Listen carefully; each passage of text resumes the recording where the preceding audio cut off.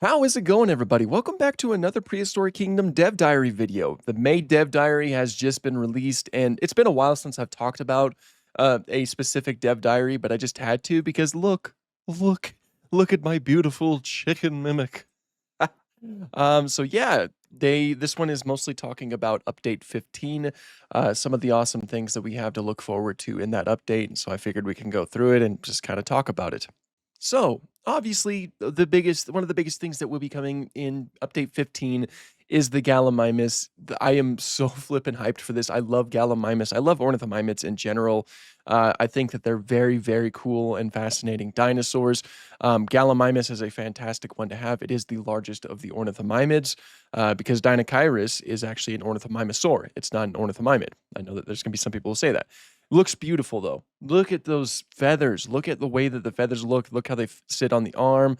Look how they sit on the rest of the body. How they're kind of like these downy feathers with a tail fan. And I always like how with like ornithomimid portrayals, we'll often see like feathers on top and then it just kind of like being featherless on the bottom.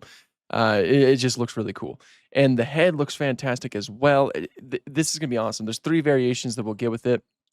Variation 1 right here, which I think is that's one we just saw right there. Variation 2. Ooh, variation 2. Look at that.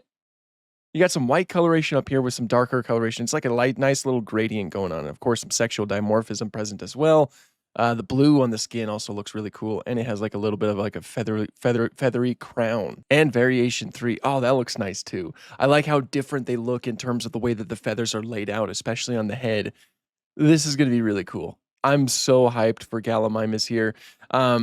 They said that they're going to be like they took a lot of inspiration from ostriches and cassowaries, emus, ostriches, and cassowaries to reflect their movements, which I think is a fantastic idea, given how similar they look to ratites like ostriches and emus, because of course cassowaries are not ratites, but still, this looks awesome. Look at that Tarbosaurus back there. Look at this whole setting.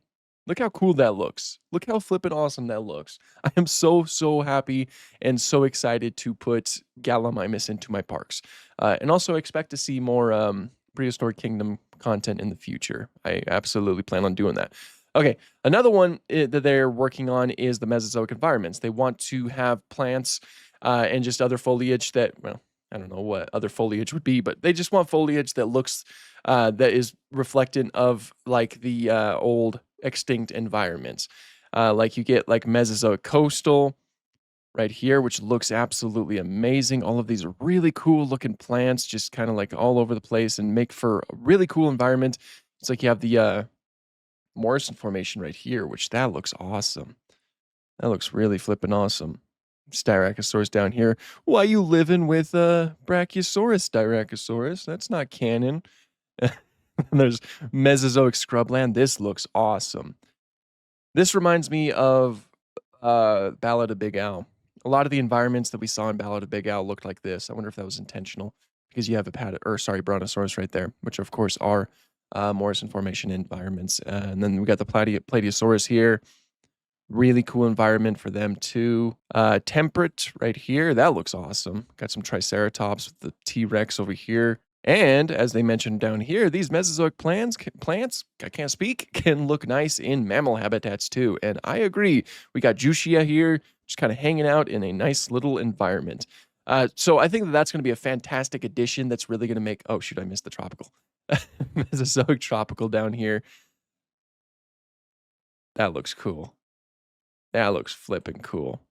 And then down here too. Yeah, that looks awesome. I'm very excited for that. So yeah, that's going to be a fantastic addition. The foliage I think is very important in terms of us like making enclosures and things like that. It really helps make like immerse just immerse you into the game, and having like actual Mesozoic plants I think is going to be a fantastic way to showcase these animals, because it's kind of like you can operate under the assumption that it's like not only did we bring back extinct animals, but we bring back extinct plants too. So that's awesome. I love that. There's also going to be some changes done to the animal gallery. For one thing, you can tell that the UI has been changed up quite a bit. Everything is kind of like brought off to the side right here, while you also see the the preview on this side as well. There's also going to be like you can see right here, there's gonna be some changes done to the sorting. You'll be able to sort it by alphabetical order or rating, price type, and the clade and things like that. So it's gonna make things easier. It's gonna make it a little bit. There's a little video we can watch. It's gonna make it a little bit easier to kind of sort things and organize it in a way that you think is like best works for you. Yeah, you can see up there. That's pretty cool. That's pretty cool. That like UI changes are of course important. They might not be like the most exciting thing on paper, but they are certainly important to make a better game experience. This is also another really cool thing. You'll be able to change like some of the animations that they have in the preview, as kind of like showcased through this Oranosaurus here. Whoa, that was weird. You can change it to like walk, and then the animal is of course walking. They could change it to idle, and it's just standing there idly. And then there's like a fidget one, which I think was the first. Yeah, it was already set to fidget right here. That's it. That's its fidget animation, then walking animation. So adds a few, like it makes the preview menu a little bit more dynamic. But there's also, this is what I'm really excited for. There's some customization in the menu. On the right here, of course, you'll be able to change the different pattern for the animal, but you get a little bit more creativity in terms of like you get a little bit more customization in terms of that. Now, first of all, it reflects if you're going to get like an albino animal or something like that, but you will be able to change the pigmentation of the animal. You can change, like, say, how albino an animal is, how melanistic an animal is, and just change their overall base coloration. They have an animation down here. It looks really cool. Check this out. Yeah, see, switch to leucistic and albinism and all that, and so you have a slider there you for the size, and then the pattern right here. You can change that. The saturation of the base coloration as well. You can change that, and the hue and the value. This is awesome.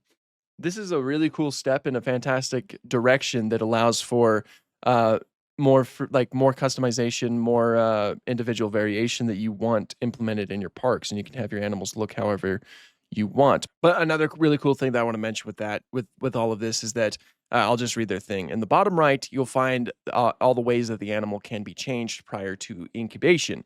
Some of these options include new toggles that can select a random skin, sex, maturity, or neoteny stage for each created animal.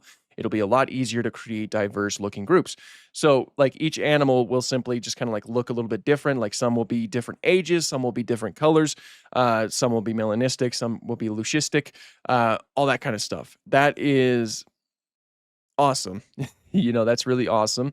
That offers a lot. That really does offer a lot. So yeah, a lot of changes are coming to the preview and to the nursery.